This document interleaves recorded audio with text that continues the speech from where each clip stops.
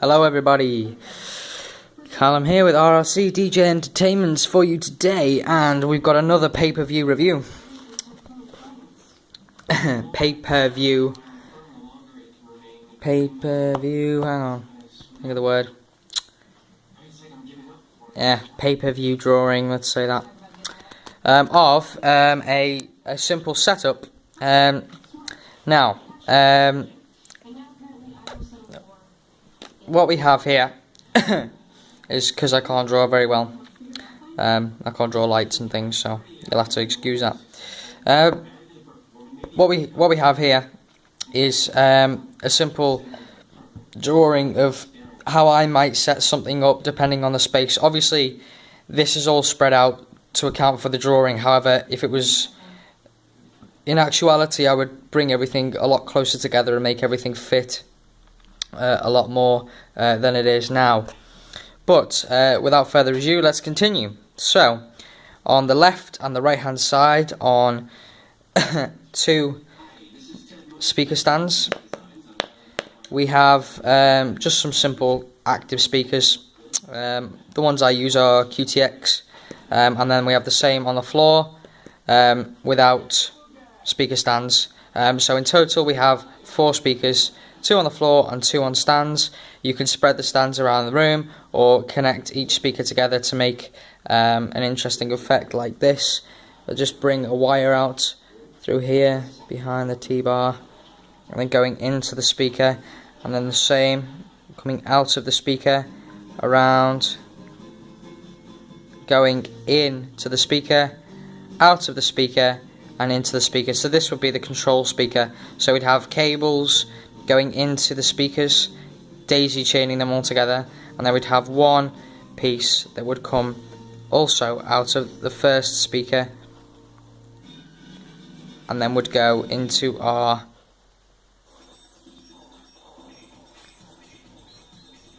mixer.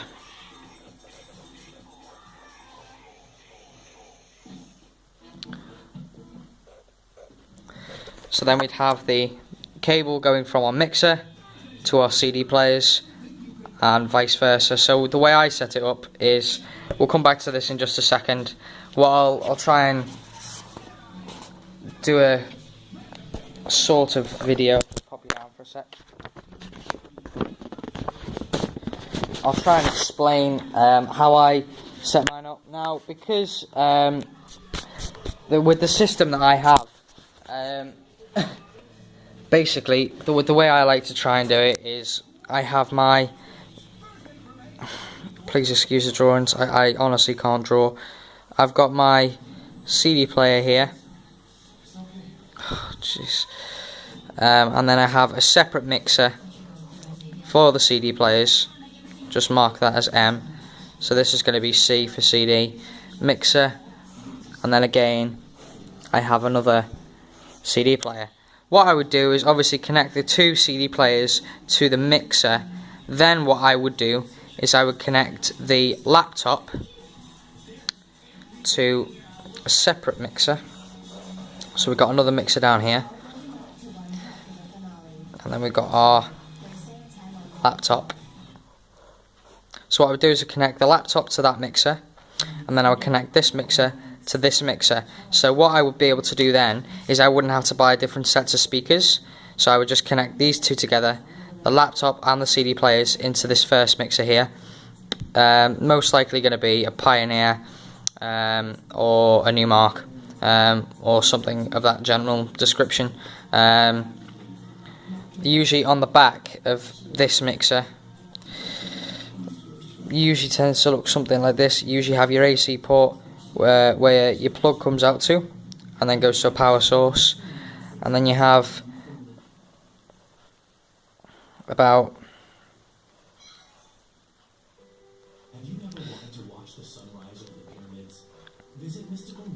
6 of these guys. Sorry, 2, 4, 5. So yeah, so usually you wind up with these here. These are your RCA ports.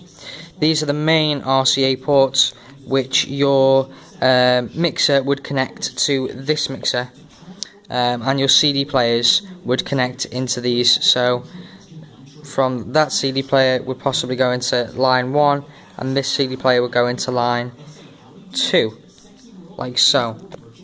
And then obviously this would go into our main mixer, like that, and then the laptop is a separate piece. So I know it's not a great detailed description, but this is how I tend to set up mine. I have my CD players with my mixer on my table, and then I have on my laptop stand, obviously my laptop. Underneath that I have a separate mixer, and then next to that, basically, right, the joys of doing visual descriptions. So basically what I have is, I have a table. I have a trussing stand, and this is the table that would sit on the trussing stand. Over here, I would have my laptop on a stand, so this would be on a stand. And then underneath that, I would have my mixer. Next to that, I would have my CD players.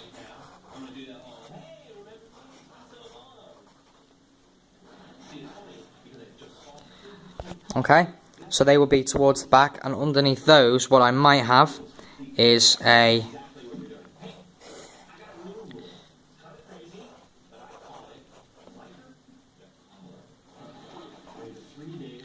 So what I might have is my DMX controller for my lighting, for my moving heads, for my power bars, for my strobes, for my lasers, and for my moving heads, or for any other kinds of lights, and perhaps my star bulbs or power cans or uplighting. So pretty much anything that's DMX controllable. I would probably have my mixer here, my CD players, the controller down here, or possibly, depending on the size of this setup, in general, I may have a free space here for something else, possibly another light, or another laptop. Maybe I could put a laptop here.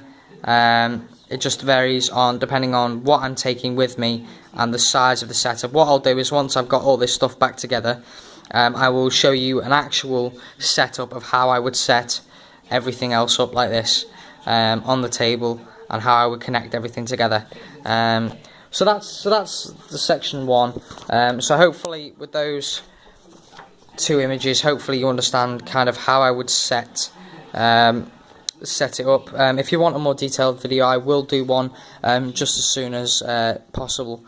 Okay, so back onto this, because this video is getting on now. I want to try and keep it under 10 minutes. So moving back onto this, as you can see, like I say, we have our 4 speakers here.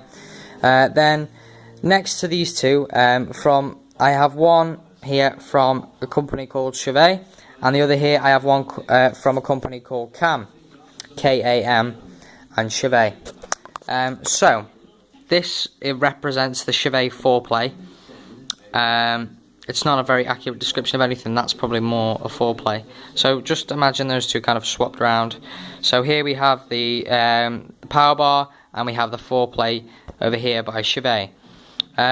Doesn't matter. You can go for branded products or non-branded products. It doesn't really matter, as long as the quality, as long as you have quality, warranty, and some kind of a receipt to prove that you purchased that item, and as long as you can trust the merchants and the fact that they've produced a good product. But anyway, getting off the point. So what I might do is set my speakers up next to each other, and then what I would also do is put the lights behind the speakers. 2 main reasons doing that: 1, it looks a lot better, and 2, you will get a lot of wankers that will try and come over and knock the stuff down, particularly when they're a bit tipsy. Excuse my language. Particularly when they're a bit, off their head and pissed and bladdered and whatever, they will, come in and nearly knock down your stuff. So just be aware of your settings and your layouts. But this seems to work for me quite nicely. So I'd possibly have 2 moving heads up here on either side of the trussing stand. I'm not quite sure what I will put up here, possibly a traffic light maybe. Haven't quite decided. Maybe some more moving heads, I don't know yet, maybe some park hands. But what I would have is 2 lasers on either side to give a nice effect, and then a strobe light in the middle. And also coming down from possibly underneath the table or next to the speaker, I would have a smoke machine, which would be fine. And then, here we go. So also what I might do is on this particular speaker, and the same with the other one that's here, is I would add 2 star balls, one on here and one on here, just to give a nice effect. Or what you could also do is put them underneath here, get a couple of scrims. If I just show you, hang on a second, just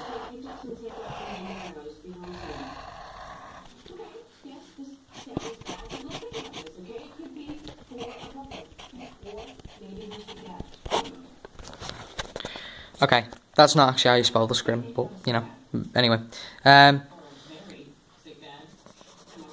Okay, so basically a scrim or a scrim king is basically a piece of cloth that goes over your stands on your T-bars or your speakers, just to kind of cover them up.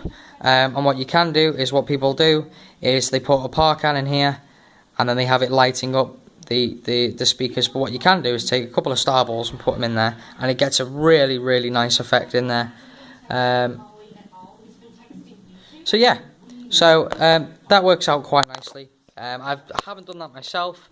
Scrims go for, they're not cheap, but they are pretty much worth getting. But it's definitely worth a think about how you are going to set everything up before you get to a gig, because you don't want to get there and then realise that things don't fit. So always do a plan before you go and just make sure that everything works out nicely. This is only one of what I would do. What I may also do is, in the front, I may put some Equinox flame machines, maybe 4 in the front, just to light it up. It looks really cool. But anyway, this is my setup for a trussing stand with a couple of added extras. I'll show you my new setup for 2014. It is actually available for viewing on our website, www.rrcdjentertainments.webs.com. It is all available for viewing on our website now. Just go to the videos and you'll see all our videos up there, and hopefully this one should be posted soon, along with all the others. Alright, so as always guys, thanks very much, practice and enjoy.